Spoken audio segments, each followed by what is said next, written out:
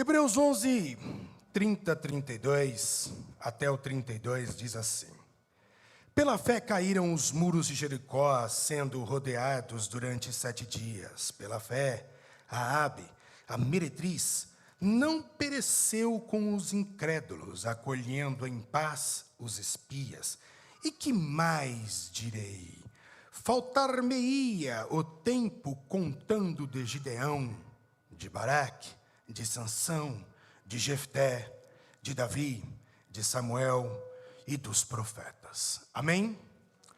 Queridos, em Hebreus capítulo de número 11, ou Hebreus capítulo de número 11, tem sido nosso companheiro já há algumas quartas-feiras, quando o pastor Rodrigo tem subido aqui neste palco. Então, nós conversamos um pouquinho, baseado em Hebreus 11, sobre fé. Depois, em uma outra quarta-feira, falamos sobre fé, entretanto, vírgula, Moisés. Então, sobre fé, na outra quarta-feira, sobre fé, vírgula, Moisés. Hoje, eu quero continuar falando sobre Hebreus, capítulo de número 11. Entretanto, eu quero falar sobre as lições sobre a fé, através de atos de fé de homens proeminentes na Bíblia Sagrada.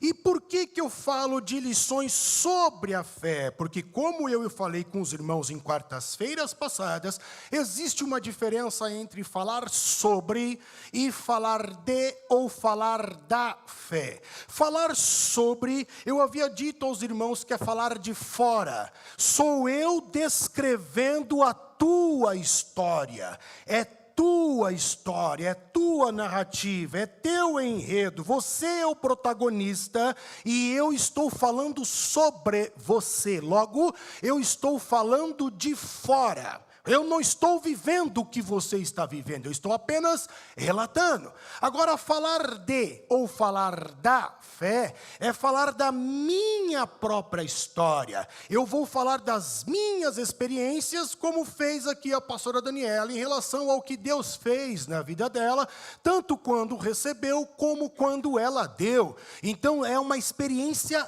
dela, então ela está falando da fé dela. Hebreus capítulo de número 11 é justamente esta expressão, falar sobre a fé, pois o escritor de Hebreus está descrevendo sobre a fé de outras pessoas, não é a fé do escritor, ele não está falando dele, ele não está falando de experiência dele, ele está falando de experiências de outras pessoas que tiveram ato de fé. A grande pergunta é, por que é tão importante eu observar exemplos de pessoas, ler sobre pessoas que tiveram conduta ou ato de fé? E acredito que a resposta para essa pergunta é porque observar, ler, ver, faz parte do currículo ou da didática do aprendizado.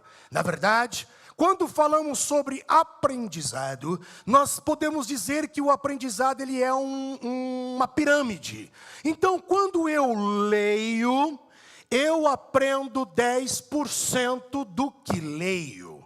Quando eu ouço, eu aprendo 20% do que ouço. Quando eu observo, quando eu vejo, eu aprendo 30% do que observo, 30% do que vejo. E quando eu junto os três, faço um pacote, então eu li, eu vi, eu ouvi, eu aprendo 50% neste pacote. E aqui então eu faço um adendo hábil, um parêntese, dizendo que o sistema de aprendizagem que nós acabamos de relatar, ele é um sistema de aprendizagem, uma metodologia didática passiva.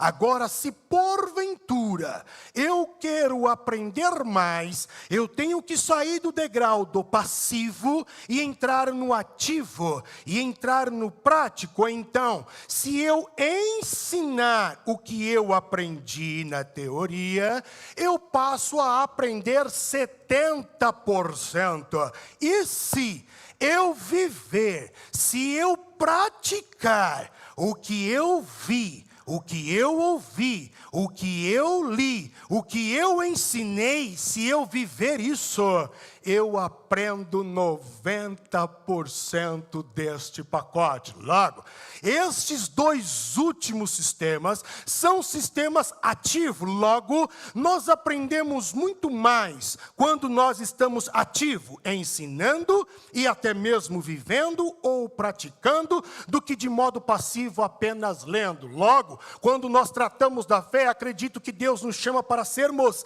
protagonistas da nossa história e protagonistas da fé. Deus não quer que eu seja um coadjuvante.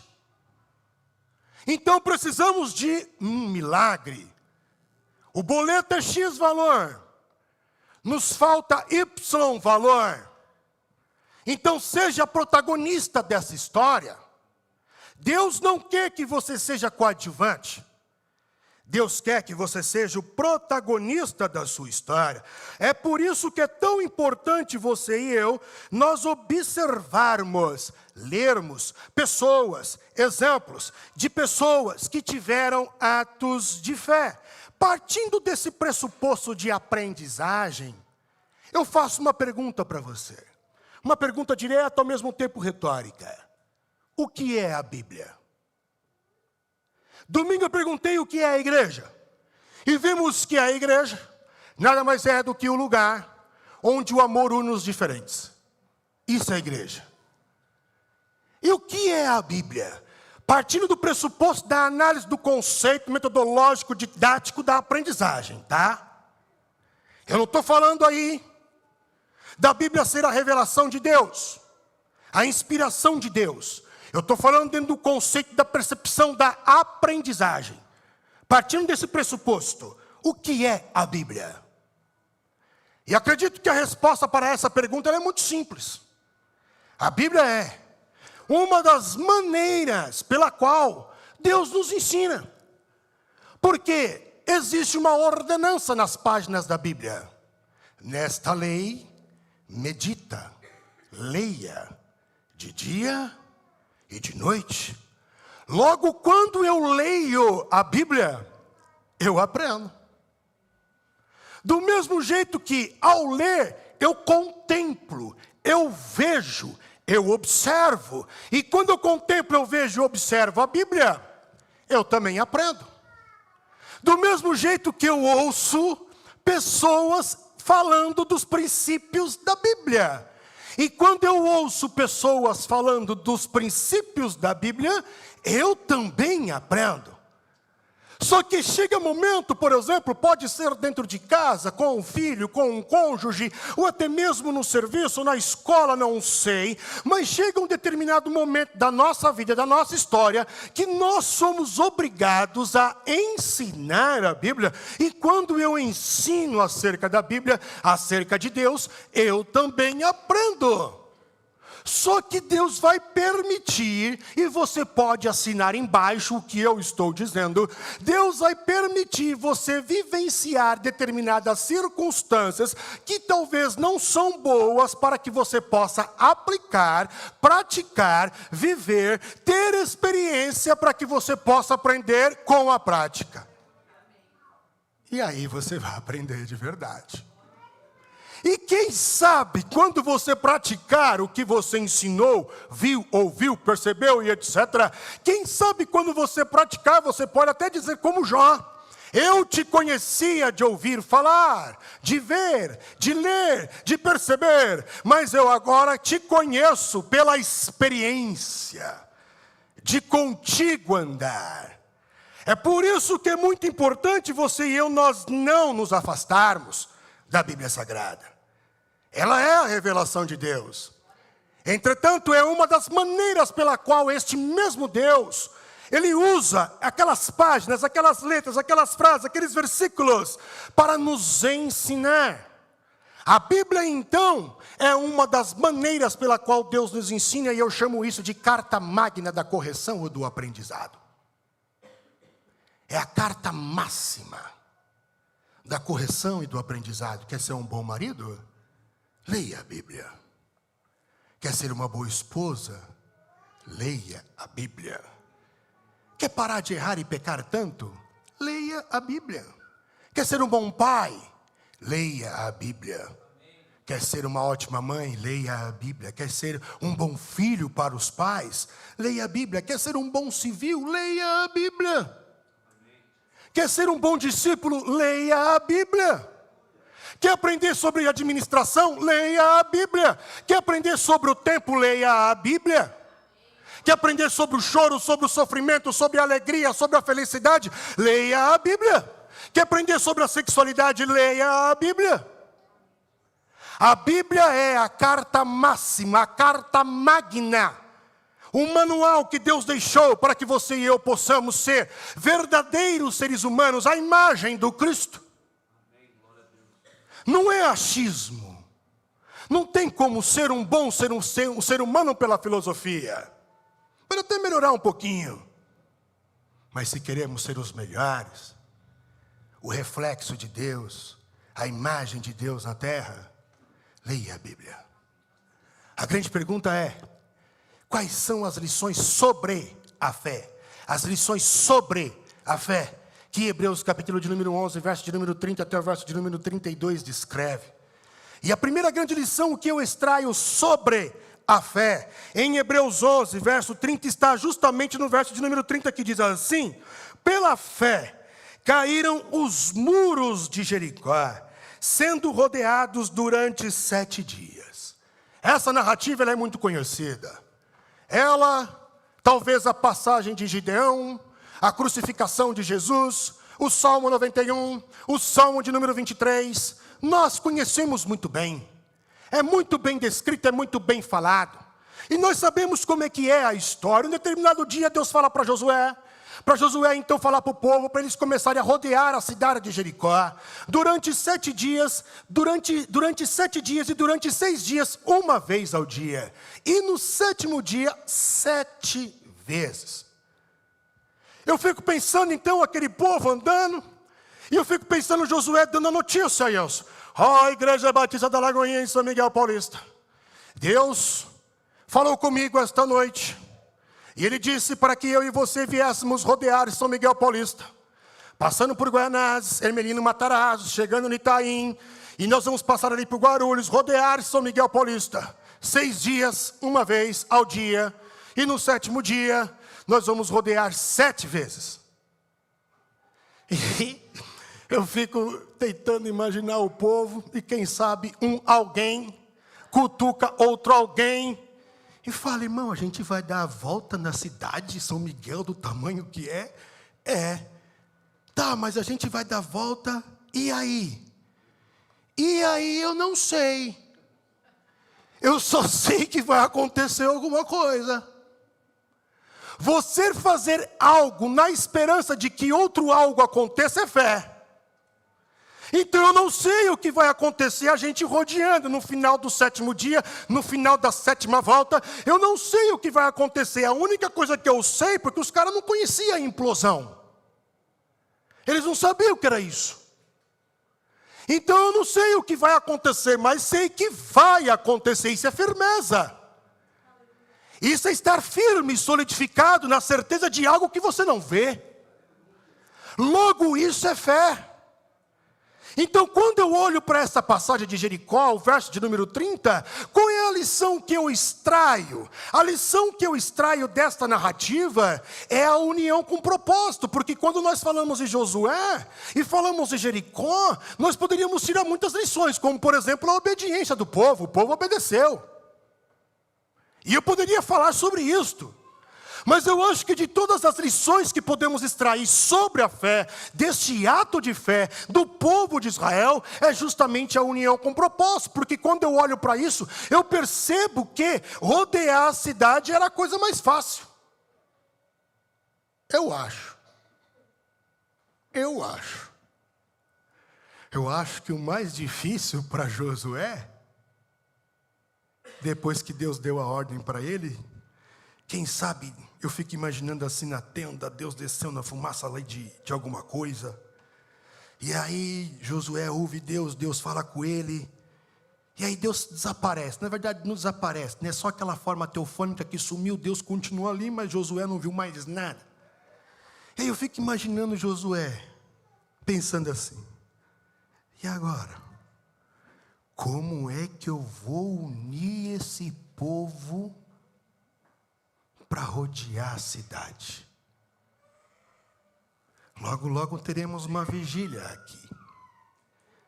Como é que eu vou reunir este povo para orar? Vamos pintar a igreja. Como é que eu vou reunir este povo para pintar a igreja?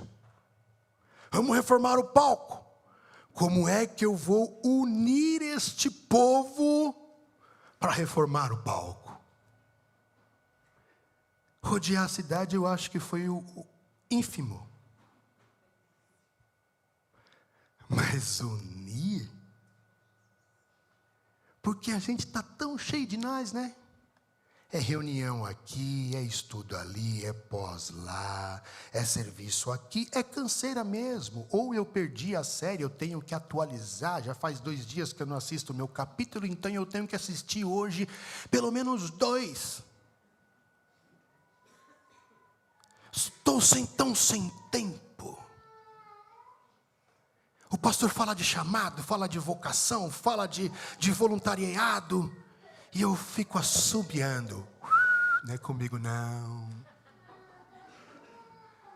Oh, glória a Deus, a igreja é tão bonita, né? Que Deus levante outro, levanta mesmo, Senhor, outro para ofertar, para pagar o som. Como eu vou unir este povo? Eu acredito que a união, ela é a maior ferramenta para o crescimento e o desenvolvimento de uma instituição, organização, departamento. Logo, se queremos uma família forte, a família precisa ser unida. Se queremos uma igreja forte, a igreja precisa ser unida.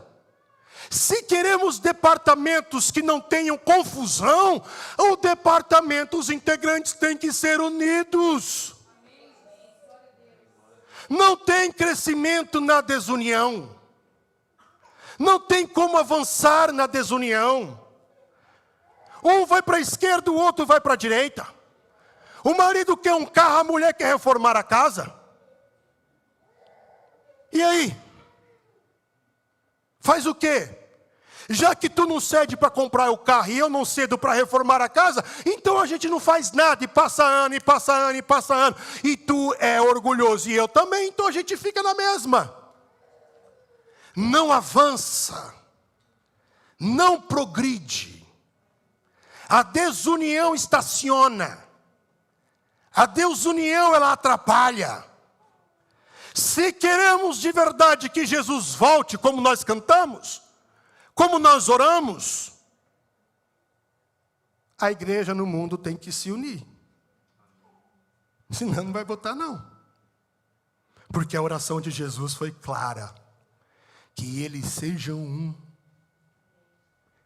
Porque quando eles forem um, eles vão refletir a mim. Como assim? Eu sou um com o Senhor e eu refleti o Senhor. Só dá para refletir Deus na terra quando há união.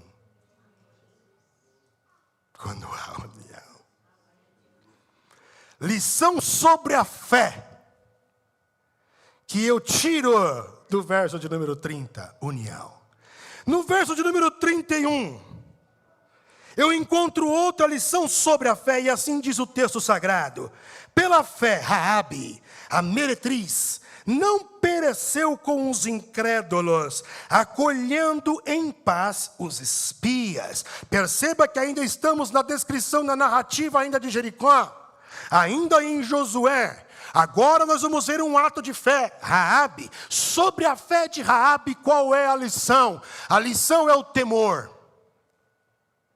E nós encontramos isso nitidamente em Josué, capítulo de número 2, verso de número 8 até o verso de número 11, que diz: E antes que eles dormissem, ela subiu a eles no eirado, e disse aos homens: Bem sei que o Senhor vos deu esta terra, e que o pavor de nós, que o pavor de vós caiu sobre nós, e que todos os moradores da terra estão desfalecidos diante de vós, porque temos ouvido que o Senhor secou as águas do Mar Vermelho diante de vós, quando saíeis do Egito, e o que fizestes aos dois reis dos amorreus, a Sion e a Og, que estavam além do Jordão, os quais destruístes, o que, ouvindo eu, desfaleceu o meu coração, o nosso coração, e em ninguém mais ânimo algum, por causa da vossa presença, porque o Senhor vosso Deus é Deus em cima nos céus e embaixo na terra. Lição sobre o ato de fé de Raabe: temor. Raabe deixa bem claro que toda Jericó ouviu que Deus tirou o povo do Egito. Ela deixa bem claro que toda Jericó ouviu que Deus abriu o Mar Vermelho. Ela deixa bem claro que todos em Jericó ouviu que eles lutaram, mesmo não sendo guerreiros, contra duas nações que já tinham um exército e venceram. Só que mesmo assim o povo de Jericó não aceita o Deus de Israel, não se prostra perante o Deus de Israel, não tem temor em relação ao Deus de Israel, não reconhece o Deus de Israel, mas Raabe faz diferente. Raabe teme a Deus, Raabe se prostra perante Deus, Raabe acolhe os servos de Deus, e quando se acolhe um desses pequeninos, acolhe o próprio Deus. Raabe aceita o Deus de Israel, e Raabe é livre da destruição. É aqui que eu percebo então que quando há união no propósito, bem como o temor, o reino de Deus desce, o reino de Deus ele é instaurado.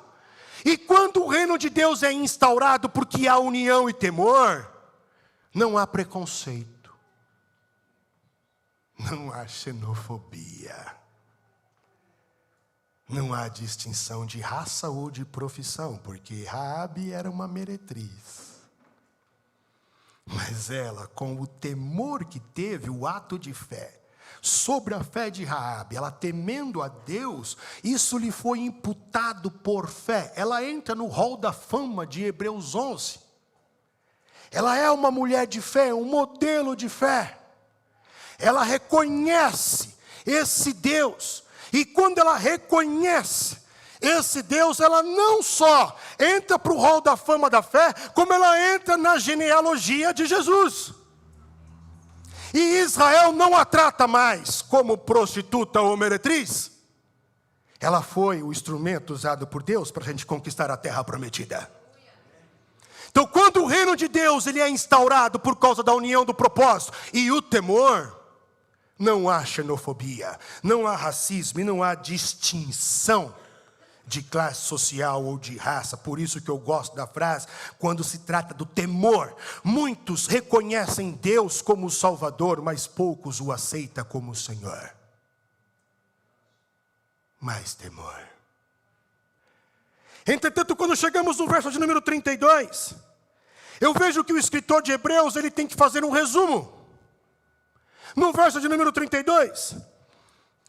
E eu aqui, quando parei nesse verso, eu imaginei o escritor de Hebreus aqui na Lagoinha São Miguel Paulista, pregando sobre Hebreus 11, sobre o capítulo que ele mesmo escreveu.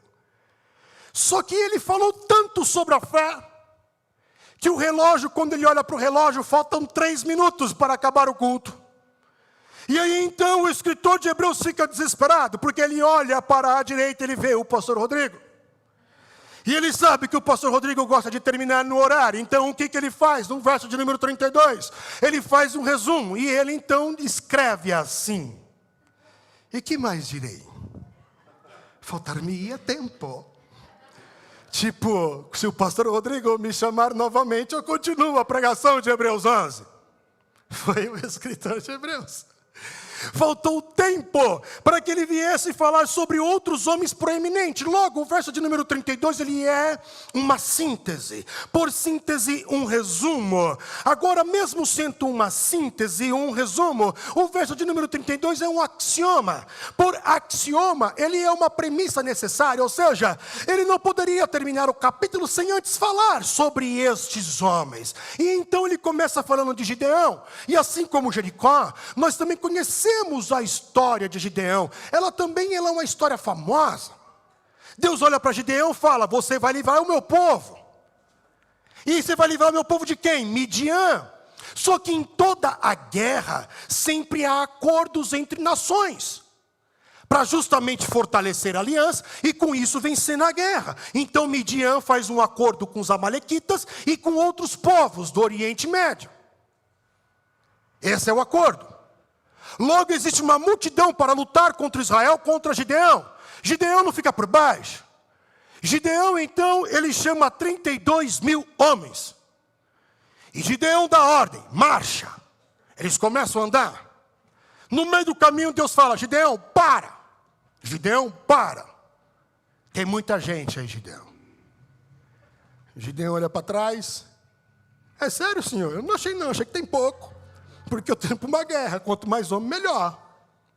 Aí Deus fala assim: não, tem muito medroso. Quer apostar? Pede para levantar a mão os medrosos e os tímidos e manda embora. Aí levantou, só 22 mil. 22 mil vão embora. Ficam 10. Gideão diz: marcha. E Gideão continua marchando. Mas um pouco à frente, então, Deus diz: Gideão, quem foi agora, Deus? Tem muita gente aí. É sério, já está de brincadeira, está de zoação com a minha cara.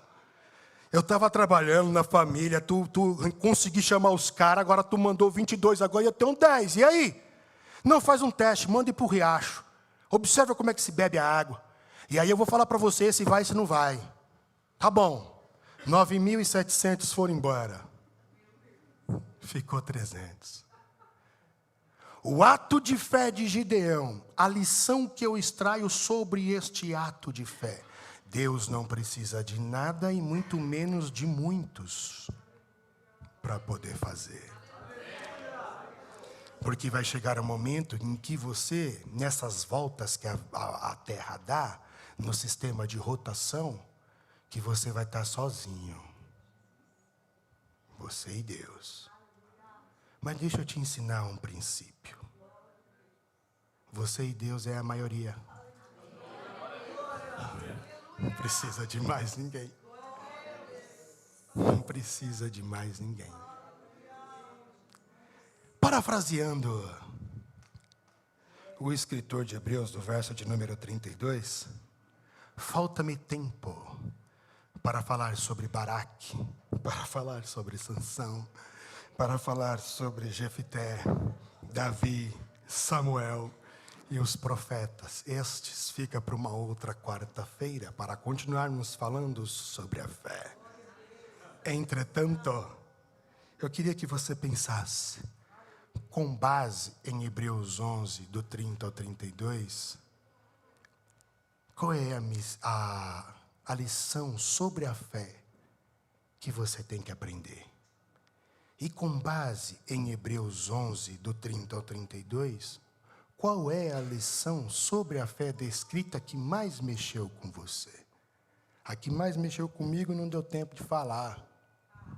Eu falo depois. Então eu oro para que você e eu, nós aprendamos com modelos e atos de homens de fé, para que um dia você seja um modelo de ato e posição de fé, para que um outro dia outras pessoas aprendam e tiram lições dos nossos atos de fé. Que Deus os abençoe.